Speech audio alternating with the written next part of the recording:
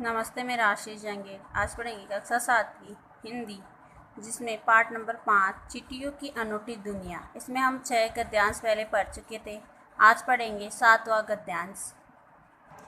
देखिए 7वां गद्यांश पाठ नंबर 5 का। तमाम महान हस्तियों की तो सबसे बड़ी यादगार या धरोहर उनके द्वारा लिखे गए पत्र ही है। भारत में इस श्रेणी में राष्ट्रपिता महात्मा गांधी को सबसे आगे रखा जा सकता है। दुनिया के तमाम संग्रहालय जानी मानी हस्तियों के पत्रों का अनूठा संकलन भी है। तमाम पत्र देश, काल और समाज को जानने समझने का असली पैमाना है।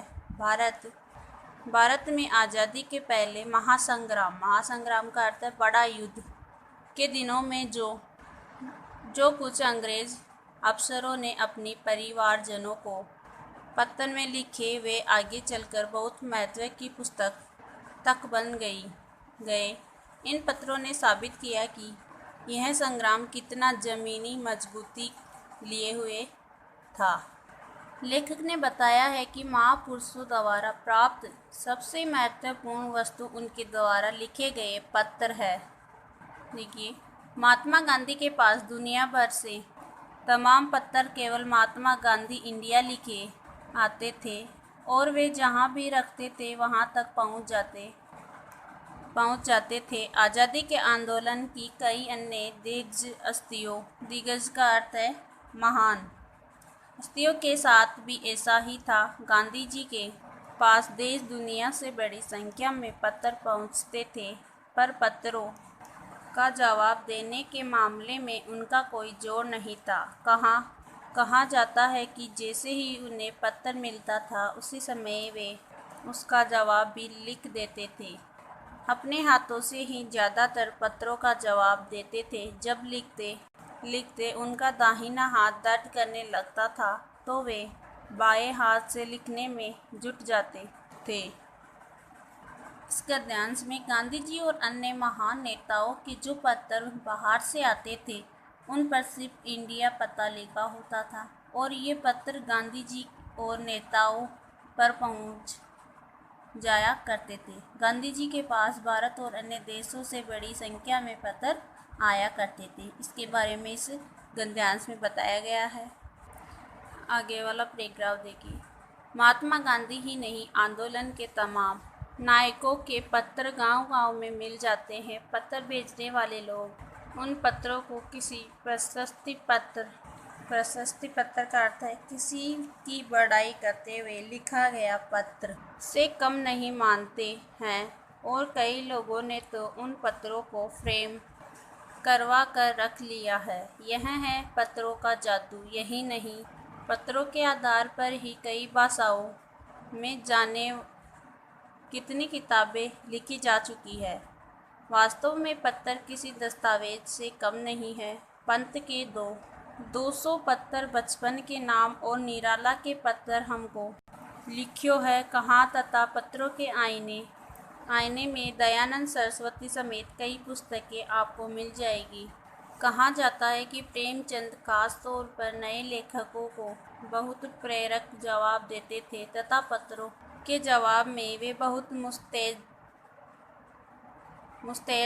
रहते थे। मुस्तैद का अर्थ तैयार, तत्पर ना। इसी प्रकार नेहरू और गांधी के लिखे गए रविंद्रनाथ टैगोर के पत्र भी बहुत प्रेरक है। महात्मा और कवि के नाम से महात्मा गांधी और रविंद्रनाथ टैगोर के बीच सन 1915 से 1941 के बीच के पत्राचार का संग्रह प्रकाशित हुआ है, जिसमें बहुत से नए तथ्यों और उनकी मनोदशा का लेखा जोखा मिलता है। इस गद्यांश में लेखक ने प्रसिद्ध व्यक्तियों के पत्रों के बारे में बताया है। अगला देखिए। पत्र व्यवहार की परंपरा भारत में बहुत पुरानी है, पर इसका असली विकास आज़ादी के बाद ही हुआ है। तमाम सरकारी विभागों की तुलना में सबसे ज़्यादा गुडविल डाक विभाग ही है। इसकी एक खास वजह यह भी है कि यह लोगों को लोगों को जोड़ने का काम करता है, घर घर तक इसकी पहुंच है। संसार के तमाम उन्नत साधनों के बाद भी चिट्ठी पत्री की हैसियत बरकरार है। शहरी इलाकों में आलीशान हवेलियां हो या फिर झोपड़पट्टियों में रह रहे लोग, दुर्गम जंगलों से घिरे गांव हो या फिर बर्फबारी के बीच जी रहे पहाड़ों के लोग, समुद्र तट पर रह रहे मछुआरे हो या फिर रेगिस्तान की ढाणियों में रह रहे लोग, आज भी खतों का ही सबसे अधिक बेसब्री से इंतजार होता है। इस गद्यांश में लेखक ने बताया है कि भारत की स्वतंत्रता के बाद पत्र लिखने का विकास अधिक हुआ है और समाज के हर वर्ग के लोग पत्रों से जुड़े हुए हैं। अंतिम पैराग्राफ है, एक दो नहीं करोड़ों लोग खतों और अन्य सेवाओं के लिए रोज भारतीय डाकघरों के दरवाजों तक पहुंचते हैं और इसकी बहुआयामी का अर्थ है अनेक रूपों वाला भूमिका नजर आ रही है। दूर देहात में लाखों गरीब घरों में चूल्हे मनी ऑर्डर अर्थव्यवस्था से ही जलते हैं। मनी ऑर्डर का अर्थ है डाक विभाग द्वारा पहुंचाया गया धन। गांवों या गरीब बस्तियों में चिट्ठी या मनी ऑर्डर लेकर पहुंचाने वाला डाकिया देवदूत का अर्थ है ईश्वर का संदेशवाहक के रूप में देखा जाता है। इस गद्यांश में लेखक ने बताया है कि पत्रों के अनेक उपयोगों के बारे में बताया है। यह पाठ यही पूरा होता है। देखिए इस पाठ के प्रश्न उत्तर। पहला प्रश्न है, पत्र जैसा संतोष फोन या SMS का संदेश क्यों नहीं दे सकता? उत्तर देखिए, फ़ोन पर सुनी हुई बातें बहुत जल्दी मस्तिष्क से निकल जाती है क्योंकि इसमें व्यक्ति का चेहरा सामने नहीं आ पाता है।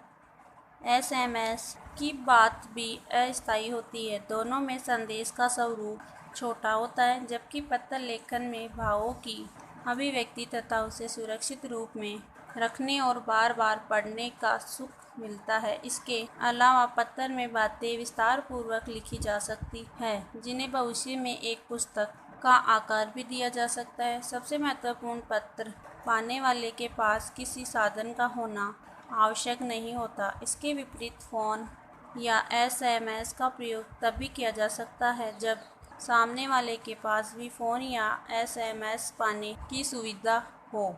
अगला प्रश्न है, पत्र को खत, कागज, उत्तरम, जाबू, लेख, कर्डिद, पाती, चिट्ठी इत्यादि कहा जाता है। इन शब्दों से संबंधित भाषाओं के नाम बताएं।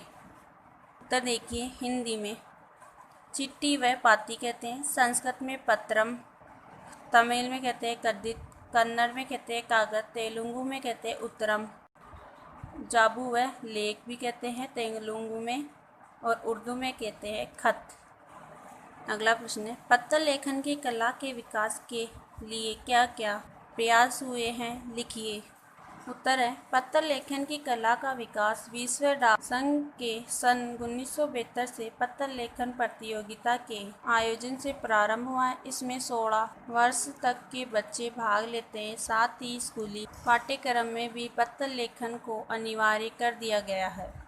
अगला प्रश्न है, पत्र धरोहर हो सकते हैं लेकिन SMS क्यों नहीं है? तर्क सहित अपना विचार लिखिए। उत्तर है, पत्रों से जो सूचनाएं मिलती है उन्हें पढ़कर रिकॉर्ड के रूप में व्यक्ति रख सकता है। ये पत्र आने वाली पीढ़ी को विरासत के रूप में मिलते हैं। इन पत्रों में हर तरह का विवरण स्पष्ट होता है। इनके आधार पर पुस्तकें भी तैयार की जाती है। बड़ी बड़ी महान हस्तियों के पत्र संग्रहालयों में प्राप्त किए जा सकते हैं। इसकी तुलना में SMS में ऐसी स्पष्टता, विस्तार तथा स्थायित्व नहीं होता है, जिसके कारण इन्हें भविष्य के लिए सहेज कर रखना संभव नहीं होता है। अतः पत्र निसंदेह धरोहर हो सकते हैं, जबकि SMS नहीं।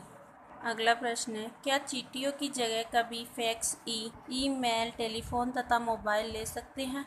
उत्तर देखिए, विज्ञान के कारण बदलती दुनिया में पत्र लेखन का समय बचाकर फैक्स, ईमेल तथा मोबाइल का प्रयोग जोरों से हो रहा है, किंतु इनमें से कोई भी चींटियों की जगह नहीं ले सकता। इसका कारण यह है कि पत्र लेखन में लेखक की भावना, उसकी लेखन कला, शब्दों, कार्यों को पहले भी पत्रों के माध्यम से किया था। उसकी लेखन कला, शब्दों का चयन, भावों की अभिव्यक्ति तथा संप्रेषणीयता होती है। इसके अलावा पत्रों को संभाल कर रखा जा सकता है। व्यापारिक तथा विभागीय कार्यों को पहले भी पत्रों के माध्यम से किया था और आज भी किया जा रहा है, जबकि मोबाइल या टेलीफोन द्वारा प्राप्त मौखिक संदेश को स्थायी नहीं रखा जा सकता है। अतः ये साधन पत्र का स्थान कभी नहीं ले सकते। पत्र का महत्व सार्वकालिक है। इस पाठ के प्रश्न उत्तर यहीं समाप्त होते हैं। धन्यवाद।